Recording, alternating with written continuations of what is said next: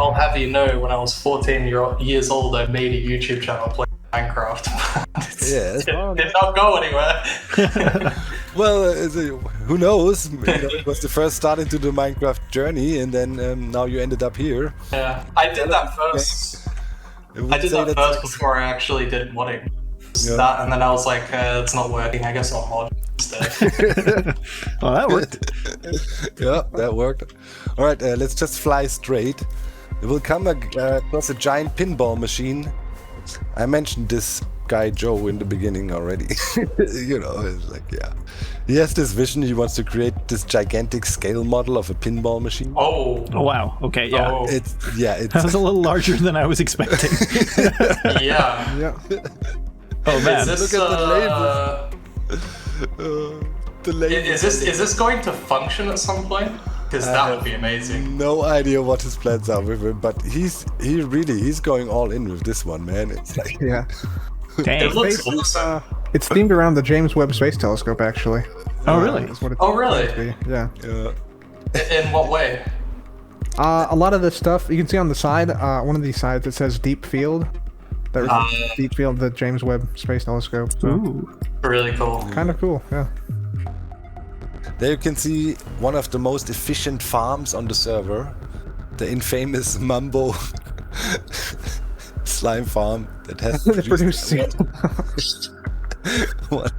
one single slime in since it exists, since the beginning of the server. But it did lead to the development of some actual good farms, right? Yes, yeah. When some of the side crafters picked it up, then it turned out great. Oh yeah, I really want to show you before we go down into the perimeter a little bit. Over there to the, what is it from us? South, it should be. Yeah, north actually. There is Scar's amusement park he started. That is a special project. We have to look at it. It's crazy. Be aware of Alan in the tower. There's up there. So just be careful. Yeah, if you land over there where the pink trees are again. Oh, that looks so nice. Dude, That's really I tell you, Scar has been dreaming up this project for 10 years in his brain. That's his passion project. I think he was almost intimidated starting it because he has really high expectations for it. But yeah, it's like everything is perfect. He's a amusement park nerd. He knows everything about Disney and these parks. He knows the names of every person that created a certain building in some park or something maybe not, but he knows a lot. He's very, very into Disney a lot, way more than you would ever imagine. And there's there's so many angles and and things, and it's gonna be crazy. That's just Main Street. He has insane plans for all kinds of stuff. And it's just, everything is, look how the flag is just hanging, it's perfect. Yeah. The trees everything is the perfect dimension, color combos. Whoa. Be careful. That was loud. Okay. I assume there's a inactivated streaker, but that's There was a prank played by Green on Scar, I'm pretty sure. Yeah, and then there's also oh my god, there's also a warden somewhere living here, so be careful. That sound with so many setting up at once is incredibly ominous. Crazy, right? Yeah. Glad we added it to the game. Yeah, over there, that's green space, the rock, and then if you becomes straight here, then we have the perimeter. I use a mod that is called Bobby.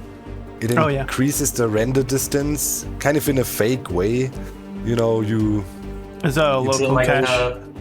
Yeah, it's cached, right? So for me, I can see the full perimeter, its whole size, but yeah, it is big. Yeah, I wanted to ask about that.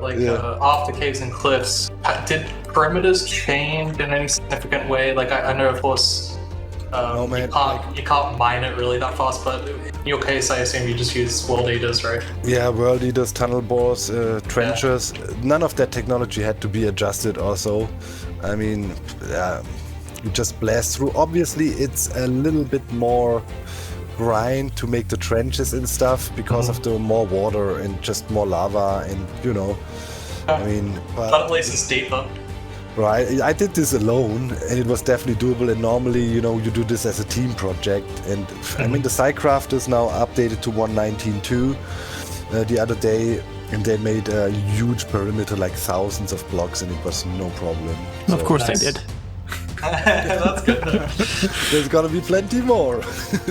I do want to say, like, this is one of my personal, like, big things with the game is like being able to run a proper view distance in Java. Like that's one of my like pet peeves, if you want, or projects that I'm really trying to get something done on.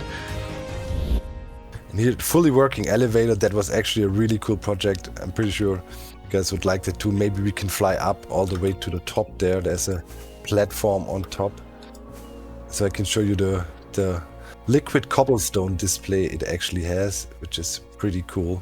Yeah, I saw this earlier. It was really cool. So, if you look down there, like through the glass force, you can see that it says level 5 or whatever. Oh, yeah. If I call the elevator here, which is a fully functioning one with doors and all the shenanigans. Oh, I see. Yeah. See, now it's the floor number is actually changing real time. Wow. Which is really cool. Yeah, that's neat. Yeah, I love that. That was a really cool twist to it. And then, when it arrives here. And here comes this piston noise. noise. Even the noise. That's great. Oh, you want to ride it? Yeah, of course. Send them. Okay. Do we dare? You can't tease us with an elevator and then not let us ride it. Oh, no, come! I'm watching from behind, from above. Okay, let's see if anybody glitches out. That's always the pickle, right? With servers and elevators like that. Yeah. There is a chance. But this one is speed-wise alright, Could make him faster, but then the glitching through aspect gets a little bit worse. Are you using honey blocks for this, Doc, or is it just pistons and blocks?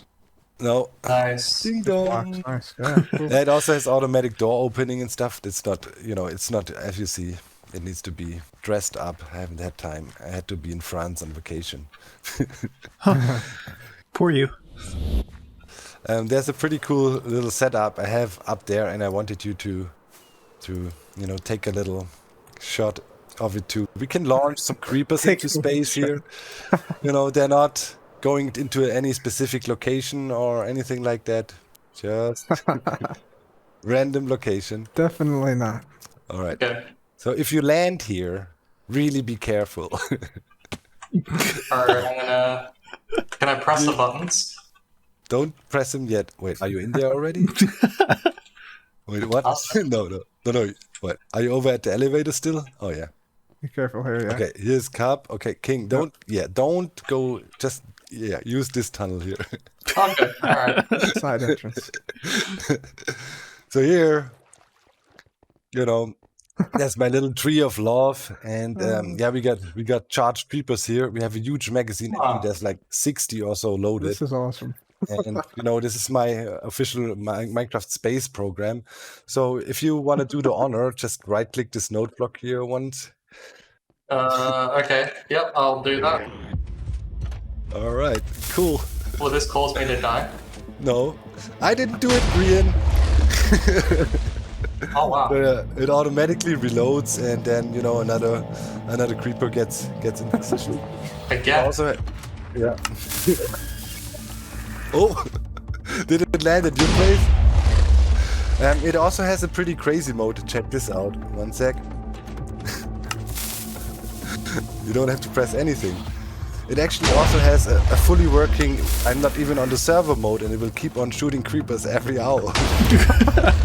Amazing. Yeah. So this is, how far does this launch from approximately, Doc? Do you know? It's pretty No far. idea where to land. Yeah, it's totally random location. Wait, we can check it out. Let's go. Let's go over there. And yeah, let's fly over to Ian's rock. Don't land on the bridge. Yes, go. I sense a hint. Yeah. Okay, let's. across the across the bridge there's a little vault thing. That's Mambo space. We can land there safely. Yeah, here. But yeah, if you look across the bridge there now. Oh wow. Oh It is very precise. It actually is pinpoint accuracy. I know we shoot it over like 500 blocks or so. How does it not die? They get hit by Turtle Master, and then by Slow Falling Potion, and then there's also a whole chunk loading grid with portals below that keeps the area loaded while we shoot, but it turns off again. Otherwise, they would get stuck at the chunk portal, right? You can't shoot them that far if you don't use any special tricks like down there. I mean, I was thinking if I could demonstrate it, but it takes a full hour to charge. But I created this thing that can shoot an arrow through, it travels so fast that it literally travels through everything in a tick. It travels 3,000 blocks in a tick. And we use Enderman, the hitbox of Enderman, to actually make it phase through the world. It tries to hit the Enderman teleports away, but is in a minecart, so gets later reset. And the arrow still thinks it hit the Enderman, and then the arrow can actually phase through the world. And I one-shotted a warden with it. I'm sorry, King. No, that's fine. So yeah, that's... Don't forget me. I was really thinking, should I get one of the Mojangs to stand at that spot and shoot him with the supersonic arrow? Please, can I be the one to die? That'd be great. I changed. It takes an hour to charge, man. It's a complicated process. I'm just gonna pretend I heard none of that. Okay. Yeah. Oh, right. We're not gonna talk about update suppression, anything like that. That doesn't exist. Okay. All right. True. Oh wow! It gives me like Lord of the Rings vibes. Yeah. Yeah. I thought about Mordor when I saw this thing, man. Yeah. Oh, okay, my Bobby is updating. He plays down a lot of snow. I had this preloaded. Oh, he's basically building the entire snow biome by hand? Yeah. Wow. Yeah. That's not a snow biome, yeah. It's gonna be Icy Fortress. Yeah, when it's done, maybe you guys can hop on one more time, man, and play a round of Decked Out. It's insane. It's one of the coolest mini games ever made in survival, in my opinion. So this is also really cool. I think it's a villager trading and raid farm setup, and I thought the way Scar dressed this up as with this ship, it turned out really, really cool. So it's like in a storm. Is that the theme? Yeah. That's I mean, super you cool. needed to somehow find a way to disguise the giant pillar thing on top for the raid farm somehow. Oh yeah. So I guess having clouds up there. I think I did something similar within Season 6 a few years ago when I showed the first raid farms. They had a giant UFO cloud. I mean, how are you gonna, make this look good? There's no real way. So yeah, put a cloud there. You can't really see it that much. Quite overpowered. What's your guys' opinion to the villager trading, large scale villager trading and whatnot? I don't like it. I have many reasons for why I don't like it, but I think part of it. So I just think village trading in general is quite and it needs an extra look, many extra looks. I mean, a lot of people agree. Like, it's not a controversial take to say villager breeding is quite overpowered as well in that sense. I mean, it's interesting that it's controversial. Yeah. I mean, I've been doing villager trading for ages, years ago, it definitely, back then it was more of a grind. Like, you had to breed hundreds and thousands of villagers to get your desired perfect villagers, and it was a real achievement to have them eventually, right, with the best traits possible and whatnot. These days, especially when it comes to mending, obviously that's a nice way to get going. But yeah, some people, I don't know. I personally like any exploit in the game. You know me. So if there's some way to do something shortcutty or cool, I love it. So, but yeah, a lot of people say that's maybe a little bit easy. It's always going to be. It's going to be controversial if you remove something that people use, right? It's always going to be saying like, okay, it's overpowered. But people like overpowered stuff, but that doesn't mean that it's in the end Yeah. the best thing in the game, right? I also Yeah. It doesn't I ruin like the the gameplay. fact that you can use villagers and trading in a really powerful way. I don't like this way. Like you shouldn't be sticking them in a 1x2 hole and then re-rolling their jobs until you're satisfied. Like that isn't fun gameplay in my mind. Sure. You don't have to villager trade. Nobody forces you to do it. So I'm always super iffy and careful if something is removed or is taken out for me. It's just always we I have don't all think that's certain the rules. thing, right?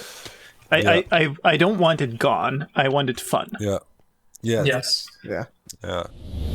I don't necessarily think there's a fun alternative to this, but the thing that I really dislike is the fact that you re-roll librarians get completely different enchanted books. Like the fact that you can just keep re-rolling and then find a mending book, and it's like, okay, yeah, cool, now I can keep going. Like that's lame, and the solution isn't necessarily to just make it okay. Now you have to grind and find the mending village. But there's got to be something better than that, because it literally adds this tedious step of I'm like the best way and the really only way is I have to, breaking the laptop and trying to get. That's not fun. Yep. I know. I agree with this one for sure. It's like, I don't know. It really depends. As I said, we put our own rules down. I mean, as you guys know, there's still, for example, sand duping, possible gravity falling block sand duping, and I know you guys leave that in there for a reason, so we don't, don't you worry, you guys, if I mention it here with the devs, they will not patch it out right away. Jesus Christ. Taking notes now, Doc. I've said this to people before, that like we would never get rid of TNT duping or sand duping without an alternative. That's just never going to happen, because we know that it's needed. We just need to find something that fits. Exactly. But I guess we could say for all your viewers too, like, you're not revealing stuff to us, right? We know all these things exist. Exactly. Yes, exactly. A back and forth between the developers and I has been going on for many years. Many I know in person and also met in person. I mean, we had to create a summits, and especially slicedlime. I don't know. I think I also know you by now for like 10 years or something. It feels like. Now I feel old, man. But we always keep in mind when there's some fun back and forth between the developers and I. It is actually fun. It's banter, and there is no real, people were like, there's the hive mind versus the Mojang devs. As long as everybody understands this is fun and nothing, really evil going on there, then it's cool. But I sometimes wonder, if people overdo it with this perception a little bit. In the end, what we all want is just have a good game, man, and have some fun. That's it. So this is from your Australian buddy, King. This is insane. Oh, nice. That is Pearl's place here. Pretty crazy place. As I said, she has this insane, ginormous build style. Everything just, you need to zoom out and look at it at scale, and then things are like, what the heck is going on here? It's just, it's really cool. I love her style this season. She's also doing lots of terraforming all the area here. Over there, that's Impulse's Dwarven Fortress, right? Oh, you can go in there too, yeah. It's cool to go inside. There's like a big, crazy. He's mined out a lot. Yeah. Oh, I've lost you guys already. Down across the bridge. Down in the canyon. Yeah. Down across the bridge. Okay. Whoa. And That was down, yes. Yes, I died on the Hermitcraft, so that's what I wanted. Immortalized. And I'm back at the beds. Do you think it's less fun to, like, is it more fun to have, like, one really cool thing that, like an Elytra, which just is effective and it works? Or is it more cool to have a lot of varied transport that has different benefits and downsides? I mean, like, I just can, when I play, like, as soon as you get Elytra, a whole new universe opens in Minecraft. you know everything that was pain before, but also enjoyable, like the start of the game when you grind your way towards the Elytra, it's a mission, and then when you get the Elytra, it's a different game. Like every aspect of the game is affected by it. How you can build, even, right? It's easy to fly off from your build, have a look from the distance, then come back in, work on some more details, and so it's like it changes everything in the game, and it's an extremely powerful item. And I mean, still, you know, there's fun ways to get around quicker. I don't know what other item could rival with it in a sense that would make it like a real challenge. But right now, it's literally, if you get Elytra, the game changes and there's no way back. Yeah, sort of like the ultimate endgame item, I feel. Yeah. I actually noticed, like, when the Elytra was introduced and when rockets were introduced, like, people before never really worried about roofs, like when building.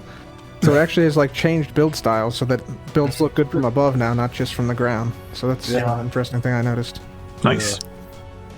Yeah. So I feel like I've never heard your opinion on it, Slice. But what are your thoughts on the Elytra? Kind of the whole, like, infrastructure I guess thing? there aren't so much thoughts on Elytra as they are, like, thoughts on everything else in the game. Like, I'm fine with the Elytra being a powerful endgame item, but I miss minecarts. Like, I miss there being a good thing that you can build that is your like transport infrastructure that becomes a great thing on the server. Like, before Elytra, everybody made like huge minecart networks on the servers, and it became like this connecting tissue, right?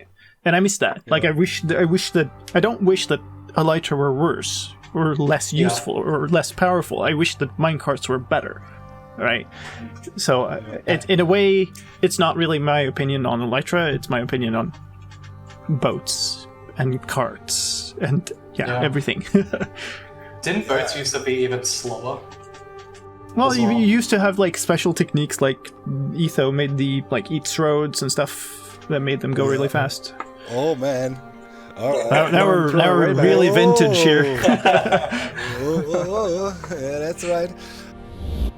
I will say though that the boats on ice, the packed ice and blue ice, those are still used quite a bit. We use those. We don't have any, I think, this season, but definitely in previous seasons we use those quite often because they're so fast.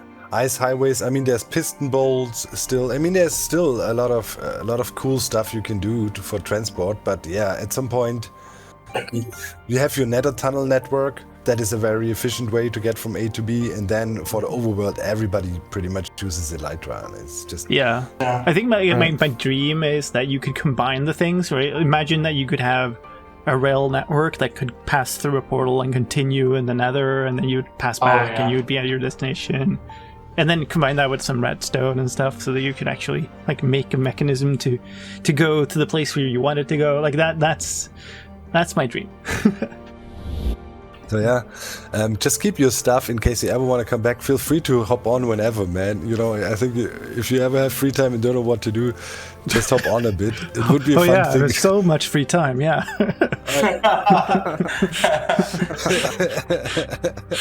Yeah, I always wonder how the hell you do it, man. It's crazy. Yeah, it could be cool if we guys want to come back later on in the season. Like, we'll definitely have some bigger stuff built by then. Yeah. That'd be awesome. Always welcome. I think most of the developers are still whitelisted on Hermitcraft, so yeah. If you ever feel like you want to be goofy, always welcome. Yep. All right. I'm gonna log off. Gotta watch for little Docky now. Mama just waved in the door and said, "Time." Oh, there you go. No worries, man. Good job. Bye. Thanks for Thank hanging you for out, this, guys. Thank you. Yeah, thank you. Later. See you later. Bye-bye. See you.